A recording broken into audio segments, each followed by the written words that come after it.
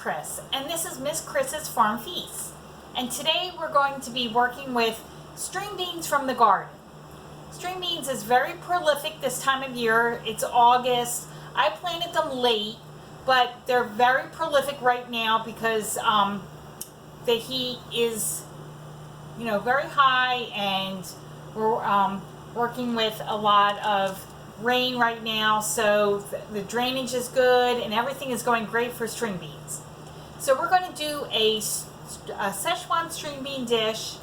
I have everything prepped except for this. I have the string beans prepped. I picked them from the garden today.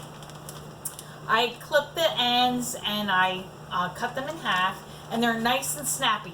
When you pick them from the garden, you want them to snap when you break them in half. If you don't, if it's like really mushy, or kind of bendy, then they're a little past ripened.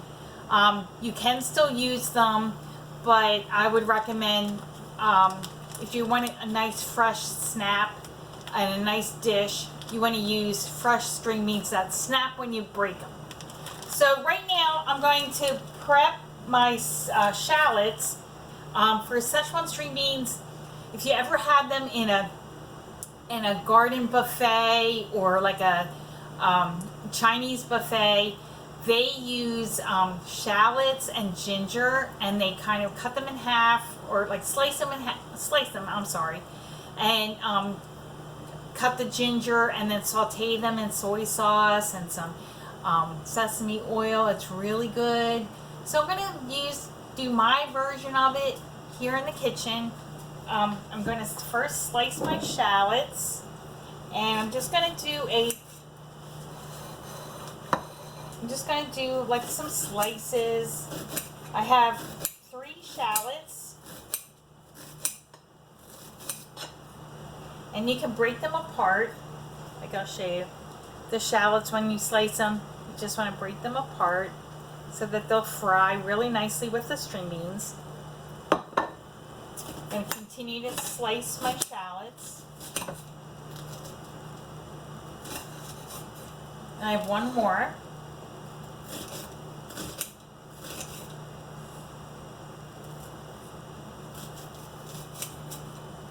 And then you can use fresh ginger, but I like to, when you get a knob of ginger like this, a lot of knobs are really, really big. So I'll break them off, and then I'll use some and then put them in the freezer. And then when you go to grate them, it's very, very easy to grate. So you take your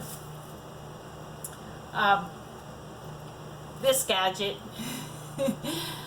I forget what it's called, but I use it a lot in shredding lemon zest or lime zest, or just grating this frozen ginger into dishes, and it makes it very easy. And then you just put it back in the freezer, and then it lasts for like months and months and months. So I'm going to just grate my ginger over my shallots.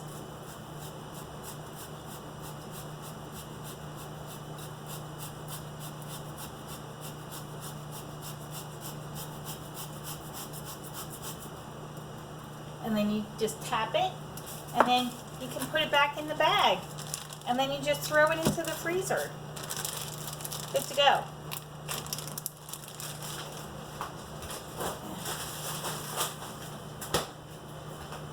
Okay, so I'm going to put some oil in my pan.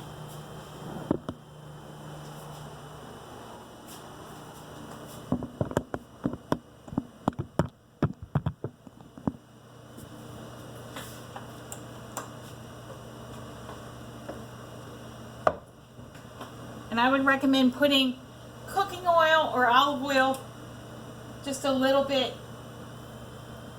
to heat up the pan. You don't have to use sesame oil at this time. I use sesame oil at the end to finish the dish.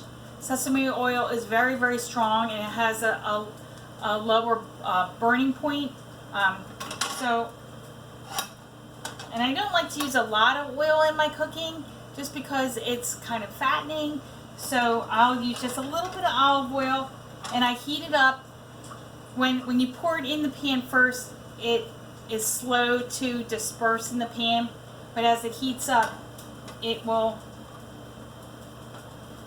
disperse more evenly, and it only takes a few minutes.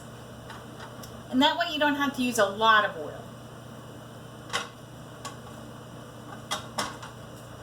So first I'm going to place my shallots and my ginger into the pan.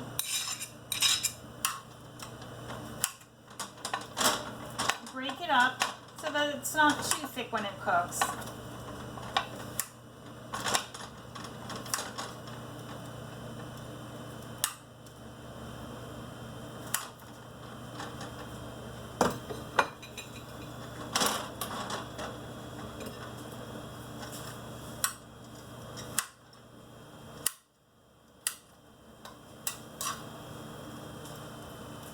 I'm just slicing it up. And you can put more ginger. A lot of people like a lot of ginger in their Chinese cooking. I like to use a little bit of ginger. I'm not a big, huge fan of ginger, but you can use what you like. I love shallots and onions. I grow onions in my garden. If you don't have shallots, you can substitute onions if that's what you're growing in your garden. That's totally fine. So as this cooks, just saute it around to let it soften.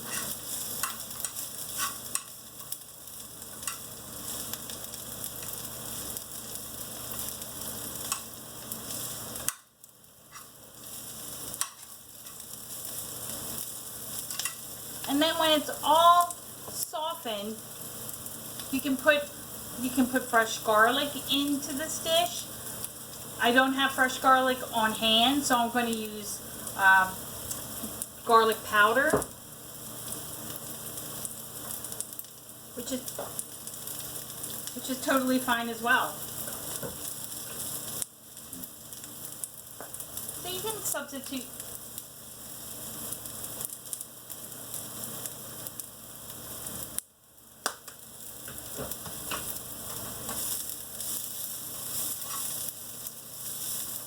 And sometimes dried garlic or garlic powder has a nice subtle fragrance and taste, and it doesn't have that bitterness, you know, when you or that garlic breath that like when you go to like kiss your husband or boyfriend or significant other.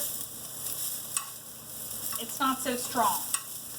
And when you put garlic powder or even garlic pieces that are dried into a pan of olive oil, it is very fragrant and it's delicious. So now at this point, I'm going to add my green beans because the shallots are starting to get soft. And you hear this nice sear. And you're going to fry them. It's not steaming and it's not boiling like traditional methods for cooking string beans. You want to fry these string beans until they start to wilt and get kind of shrivelly.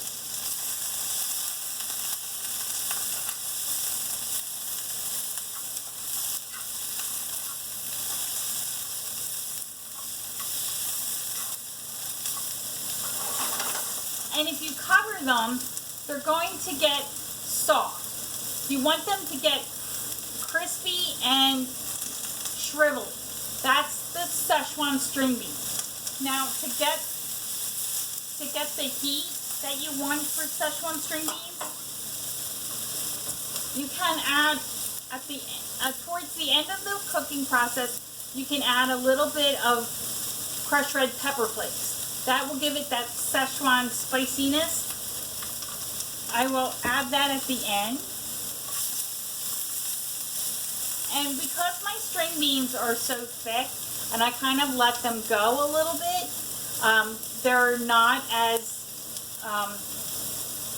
thin as regular string beans from the grocery store, but they're really, really good, and they're snappy, so they're still fresh, and they're still going to give you a good taste. So what I'm going to do is I'm going to let these cook a little bit longer. I'm going to add my crushed red pepper flakes, and then when I'm ready to plate, I'm going to add a little bit of soy sauce and finish it with some sesame oil. And there you go. That is my recipe for Szechuan string beans. I hope you enjoy. See ya.